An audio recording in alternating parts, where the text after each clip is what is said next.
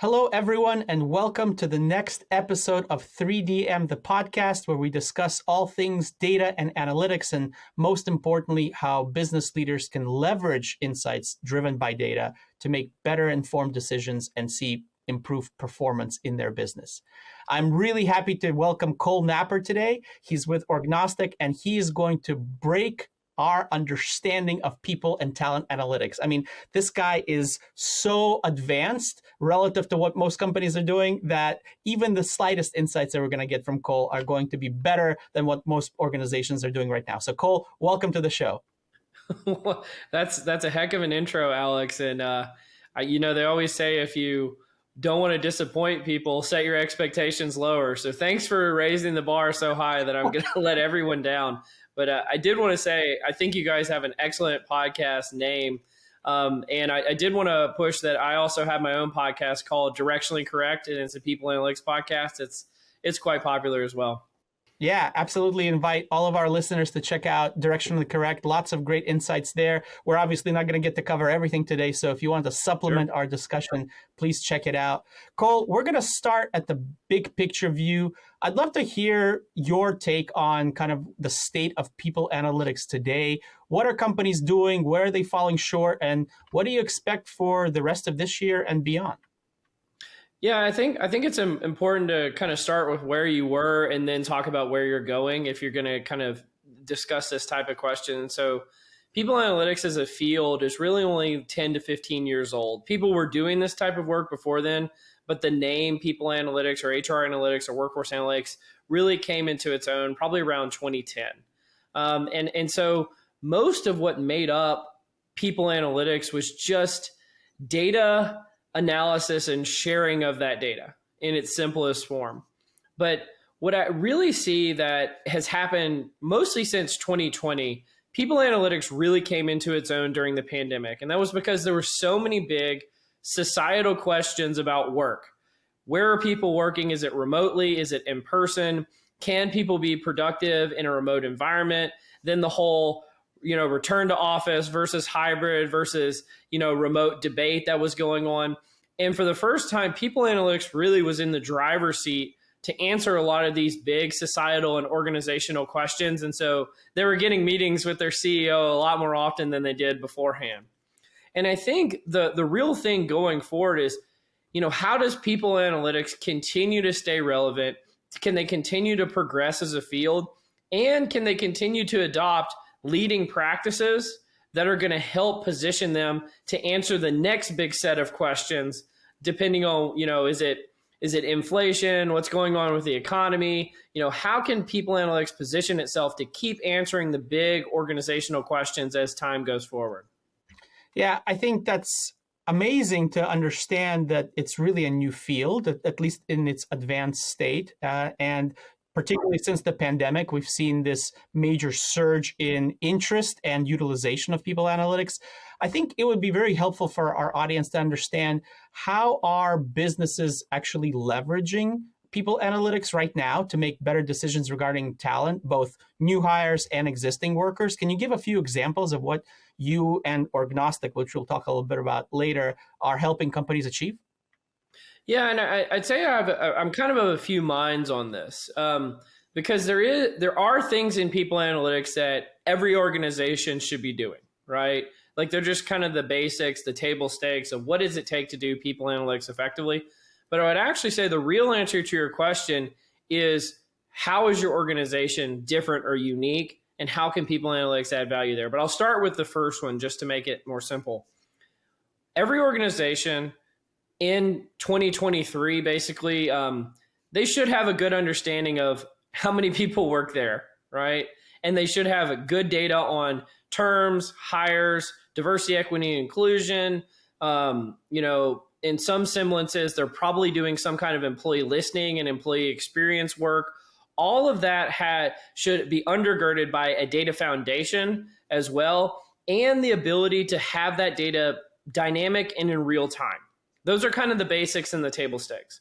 However, when I've been leading people analytics in the past, I always focused on what is the unique value that I can bring to my business. And that really starts with answering the question, how does my business make money? and what's hindering us from our ability to do so. And then what part of that equation of that hindrance is due to human beings, right? Human beings in the workplace. So finance is going to talk about finance. IT is going to talk about technology. What about the human part of the equation? And then how can we help solve that with analytics? And so some examples would be, when I was working at a mobile fueling company, well, guess what? Driver analytics was one of the number one things that we worked on there, right? When I was working for a semiconductor manufacturer, we had issues with sales collaborating with manufacturing and collaborating with R&D. We were doing network analysis to try to improve collaboration between those functions. When I was working, for an organization that did a lot of distribution center, guess what? We were doing a lot of inside sales work and a lot of distribution center work. And so it's about being as close to the business as possible, answering the relevant questions, and what part of the equation does the human being play?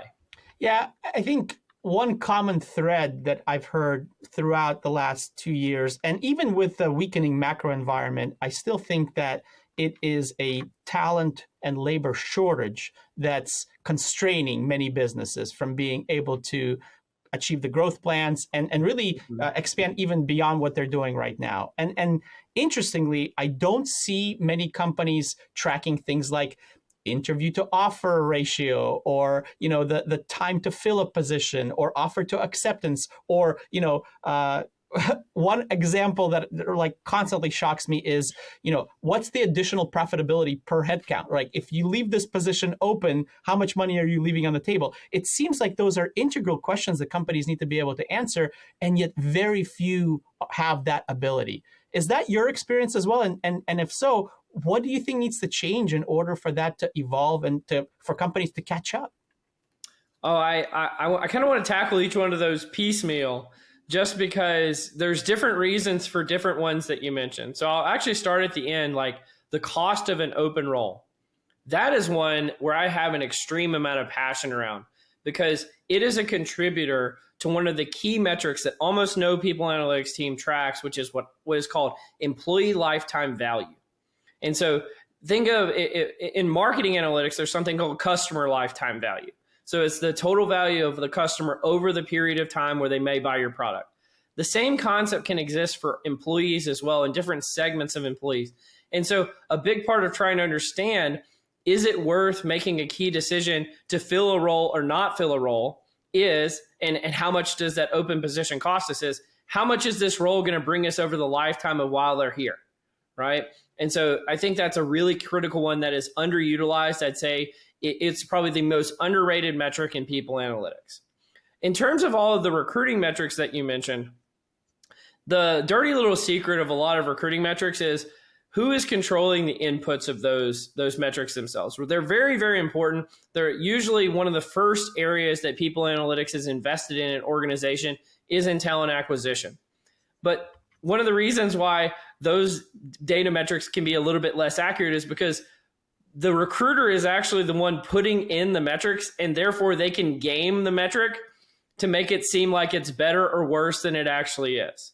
So if you want to reduce your time from interview to offer, we'll just put that the interview happened later in the process than it actually did, or change it after the fact. And lo and behold, you've got a miracle. You're the most efficient recruiter in history, right? And so some of those metrics can be beholden to error just based on how the data is put into the system.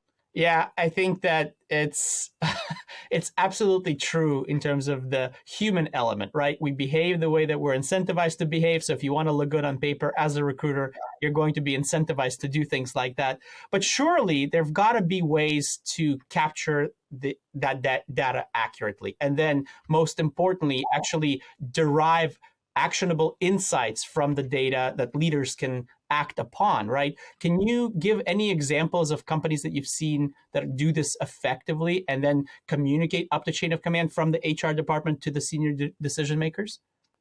Yeah, I mean, again, that's another broad question. I think the easy answer is like Orgnostic customers are some of the early adopters of these type of practices.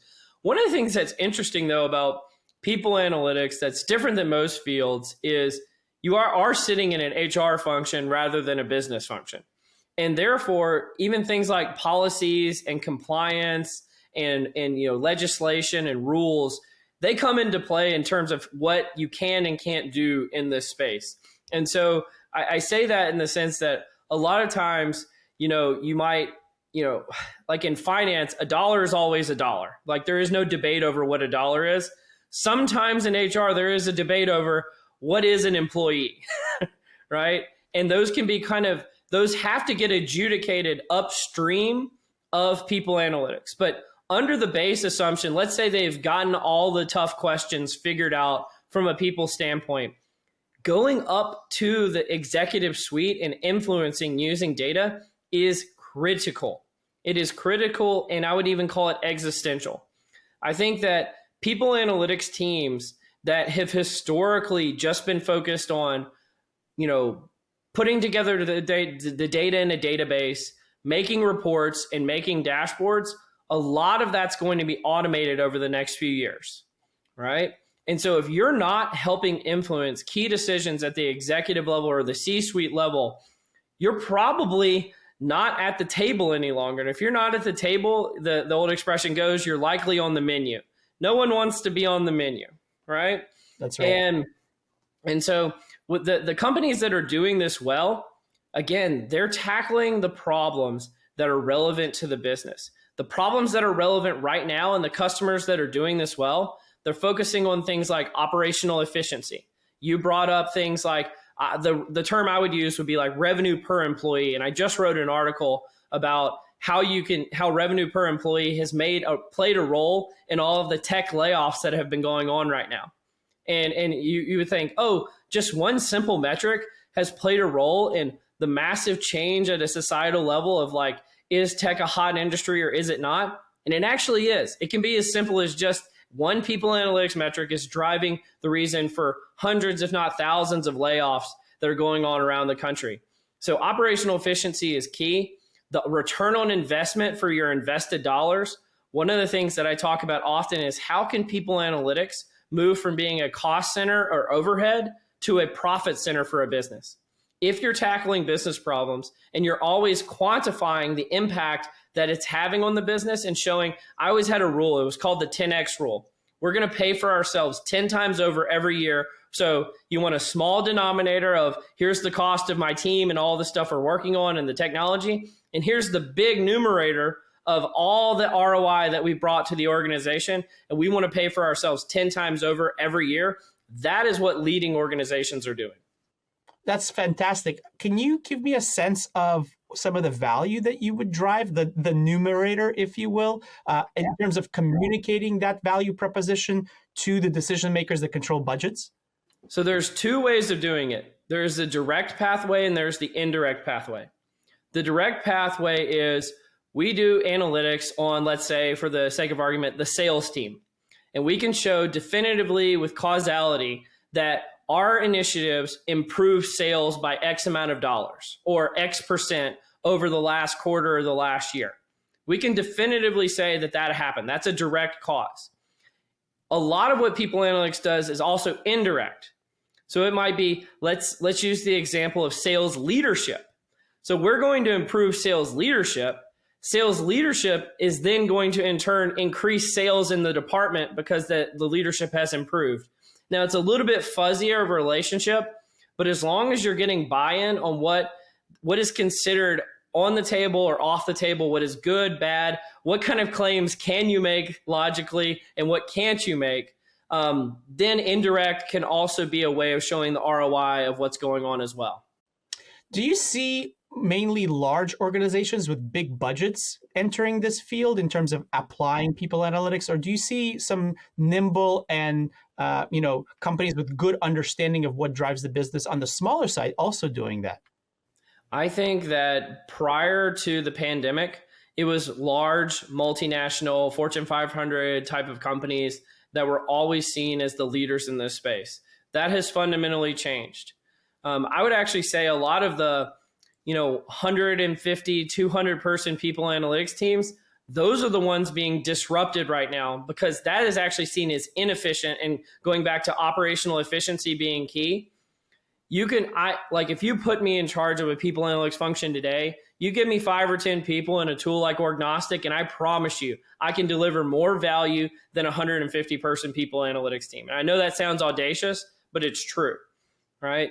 And so it has gone down market to much smaller organizations. I would say you have to have enough people to have multi-incumbent roles to make people analytics have value. So if you have a 10-person company, that people analytics is not going to help you.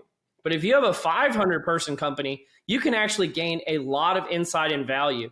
And one of the things that we saw since the pandemic was a lot of people who used to do people analytics in these Fortune 500 companies actually moved into the innovative tech startup space and started doing this and really making those startups like world-class in people analytics. And I think that's a trend you're going to see continue over the next few years. Yeah, that's so encouraging to hear. I am imagining that, as they move down the stream in terms of smaller company size, the cost of implementing people analytics also becomes more affordable, as you mentioned earlier. You touched on a point that I wanted to come back to, which is, these processes are likely to become automated. And we've been hearing a lot about generative AI recently with all of the major tech companies and really some of the minor ones now throwing lots of money at being involved in the AI game in some capacity. So what are your thoughts on that automation? What are your thoughts on the automation of these people analytics processes? And do you think AI is a part of that? I've already seen it happen, Alex. At Orgnostic, we have already implemented the first generative AI tool in people analytics. And frankly, it's fundamentally disruptive to the whole people analytics value chain. And so if you really had to boil down how people analytics add value into its simplest form, I see it being in 3 steps. It's asking the right business questions and being in touch with the business. It's doing analysis and then making recommendations and changes made on those recommendations. The middle step of people analytics, and we've already done this already exists today based on generative AI technology, is completely automated. It's crazy. And it's crazy how quickly it got. Now, you could also go a different pathway and be investing in auto GPTs that are going to be linking data from different sources and trying to do this and build this in-house. But why do that when you've already got a world-class tool that's out there on the market? And as far as I can tell, I don't see any organizations that have built this capability in-house. They may exist. I have not come across them. And I haven't also seen any other vendors on the market that have caught up to what we've done so far. I've seen some very basic stuff about we're going to automate like the recruiting process to when a candidate, gets to a certain part in the process, it's going to send them a nice note that's written by ChatGPT and stuff like that. But that to me doesn't seem fundamentally disruptive. It's a little helpful. It's incremental gains. But what I think we've done at Orgnostic is a fundamental phase shift in the future of people analytics. Yeah, I would agree. And we've delayed it long enough. We've put out enough teasers. Let's talk about Orgnostic, because I think the main point of our discussion today is to help people understand that there are tools that are out there and are available today that they can implement to really see an improvement, vast improvement, in fact, in their people analytics game. So talk to me about Orgnostic as a concept in terms of what you help companies achieve, and then some of the features that really make it special. Absolutely. I think it's really important to know what's going on that's going to help an organization. So many organizations can't get the answers they need to make data-driven decisions because data sits in disparate systems and doesn't talk to one another. So the first part of Orgnostic that I find quite magical is it's an API native platform, and it serves as your ETL, your data warehouse, your data cleansing tool, your data auditing tool, and it's going to give you all the data health using our data orchestration layer. So it's essentially going to take the problem of disparate systems and solve it within 4 weeks or less, which is just insane. If you've been doing this for a while, the best in class solutions that could do this, if you're building it, it's probably going to take you 2 years. If you're buying it, it's probably going to take you 18 months. So you're just like, 4 weeks just sounds incredible, right? And so that's one problem in itself. Then the next is doing the things that people analytics does at scale. Executives want to make decisions in real time.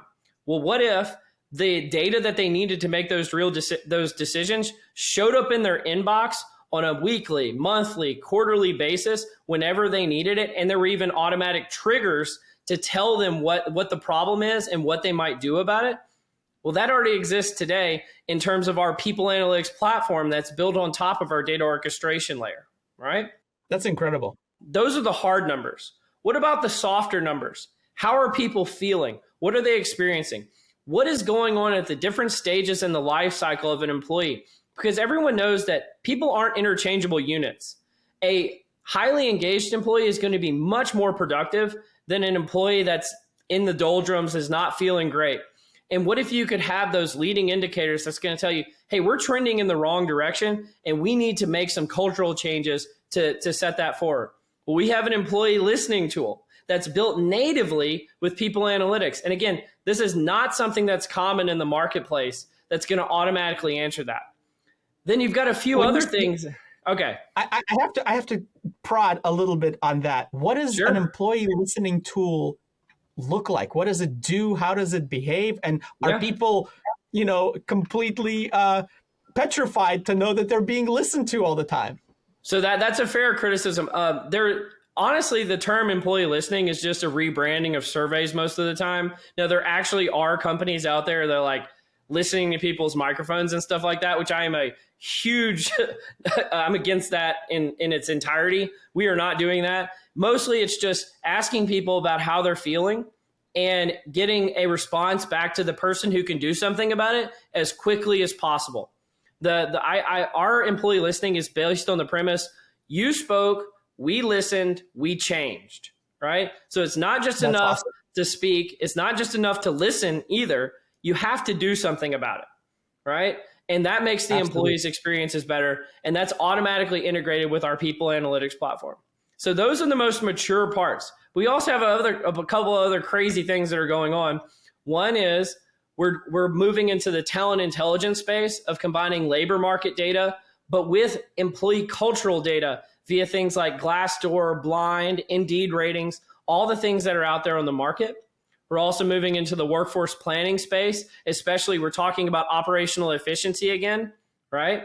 Well, you've got to be able to do effective scenario planning and effective cost modeling to do operational efficiency well, right? And then the last is a lot of teams, and especially when you move the down market like we were talking about earlier into startups, they either don't have the headcount or can't afford good data science and data engineering resources in-house. We have a service called Data Science on Demand, where you can get data scientists and data engineers to come work for you without needing additional headcount. So that's an amazing service. And this is the last part, and this is actually what I'm most excited about, is a lot of people, even though people analytics is growing in cachet, a lot of people still don't know about people data, they don't know about the analytics, and they don't know how to make those insights and make data-driven decisions. We've invested in a tool called the Learning Hub, which is a series of learning pathways with very sophisticated speakers from all over the people analytics community that are teaching folks how to go from being a beginner all the way to an expert in people analytics. And it's open source for anyone to take or use. And I'm extremely excited about that and the fact that I got a chance to be a part of that.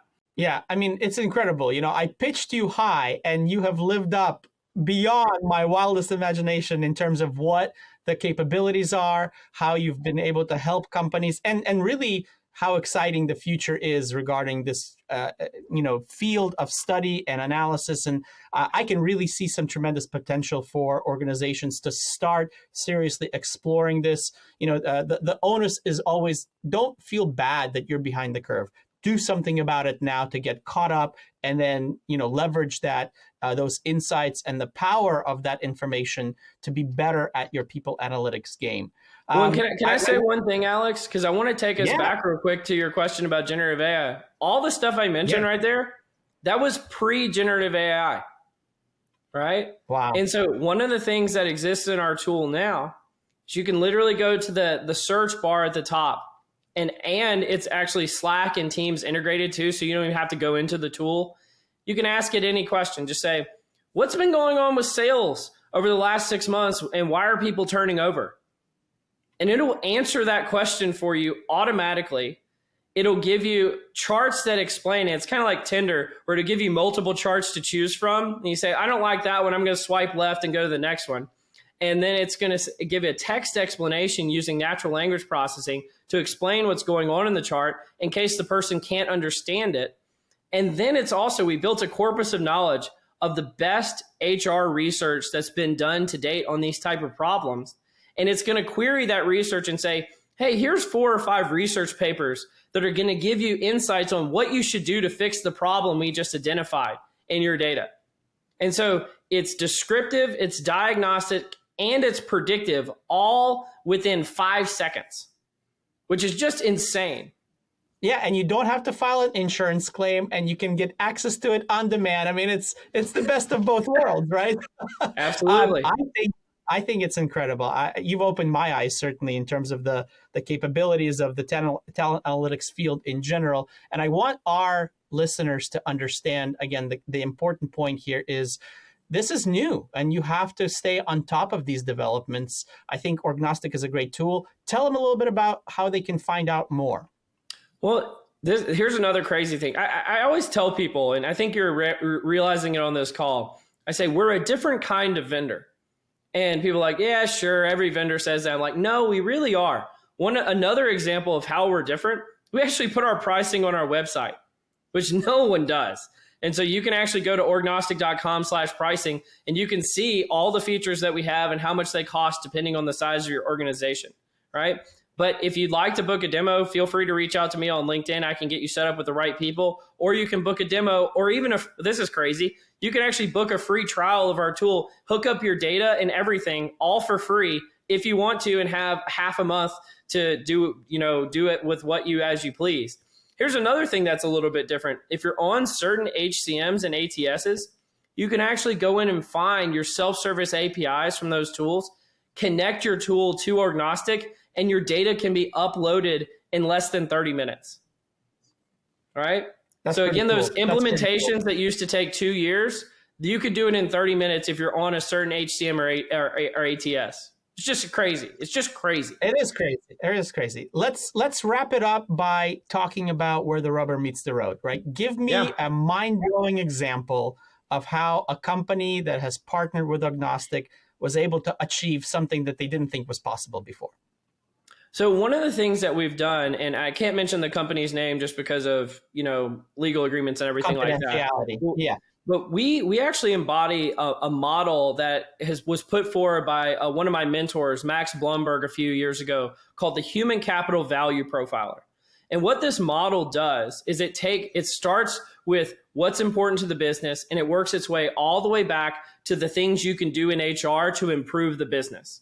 And so we did a full study of the full human capital profiler for one of our customers using all of our out-of-the-box metrics, and we're able to move revenue, turnover, and innovation for that organization purely based on human capital metrics that were out of the box using Orgnostic.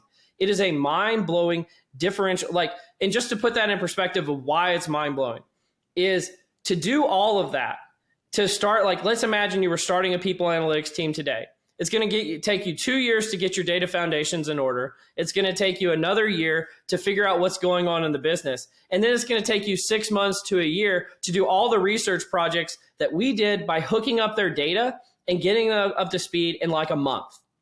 So the turnaround time and the speed to value ratio, not to mention the ability to influence at the C-suite based on doing relevant work to what the C-suite cares about, is just transformational.